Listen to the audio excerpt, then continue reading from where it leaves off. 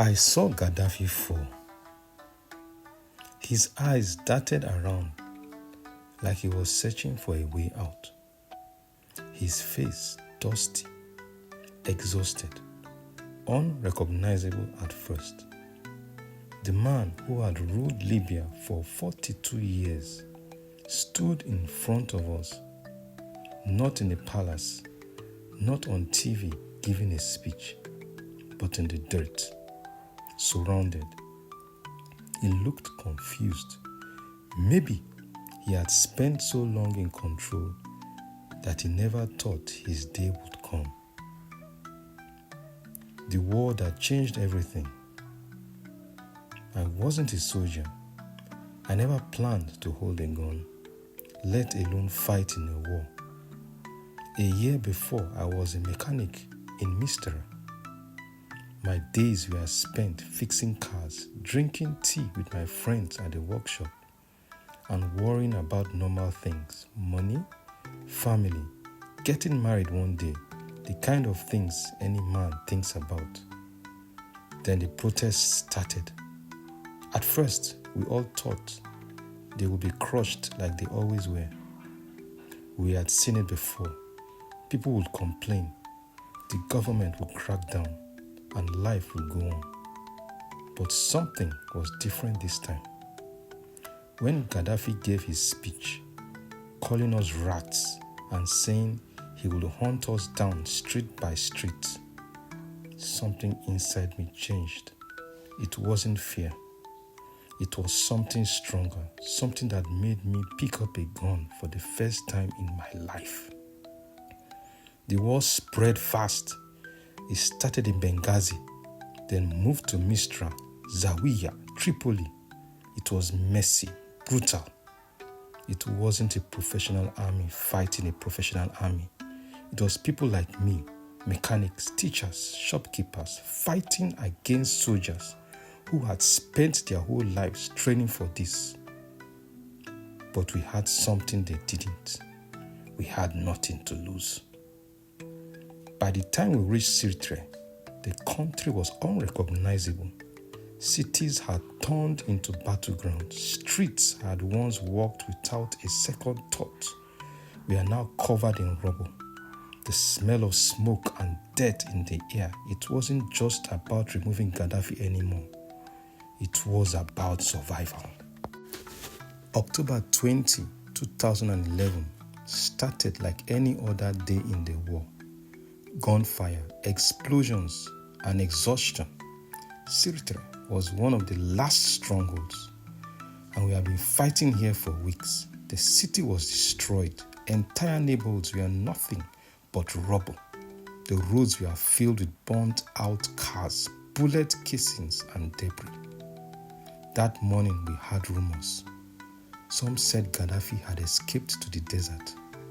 Others claimed he was still in Sirte, hiding underground like Saddam Hussein.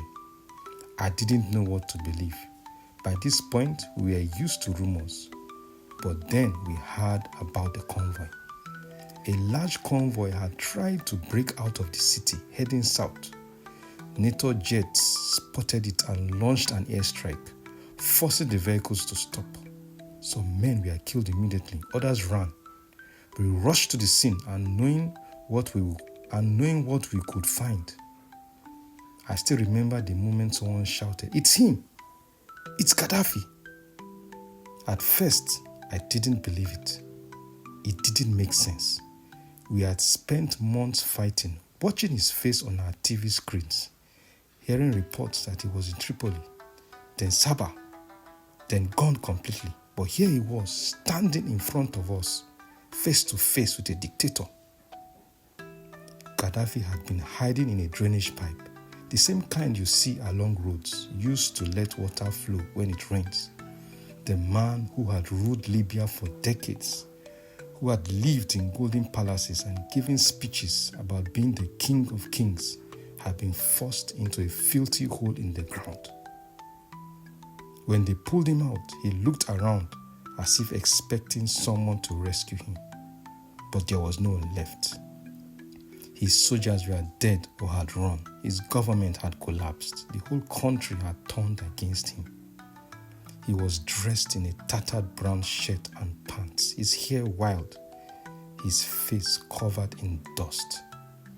I expected him to be angry, to fight back, to say something powerful like he always did. But he didn't. He just looked lost. Some men were shouting, but others were silent, just staring. I felt frozen, caught between disbelief and something I couldn't quite explain. For years, this man had controlled every part of our lives. He decided what we learned in school, what we could say in public, what our future could look like. His face was everywhere, in government offices, on money, on TV. It felt unreal to see him like this, stripped of everything. I kept expecting him to say something. Maybe he tried to make a deal, promise something in exchange for his life. But he didn't. He muttered a few words, something about paradise, something about not wanting to die. But they didn't matter. No one was listening. Eventually, someone decided to take him away. A truck was brought in and he was led toward it. The crowd, which had been loud just moments before, grew quieter. It was as if we all realized at the same time that history was happening right in front of us. I watched as he disappeared into the vehicle, and for the first time since the war started, I felt something strange. It wasn't happiness, it wasn't even relief, it was emptiness. This was the man we had fought against, the man we had hated for so long. Now he was gone. But the war had changed everything. Libya wasn't the same country anymore. We weren't the same people. Some men cheered, others just stood there, silent. I looked around at the ruins of Sirte, at the destroyed buildings, at the faces of men around me. People said the war was over, but deep down I knew the truth. Libya's real battle was just beginning.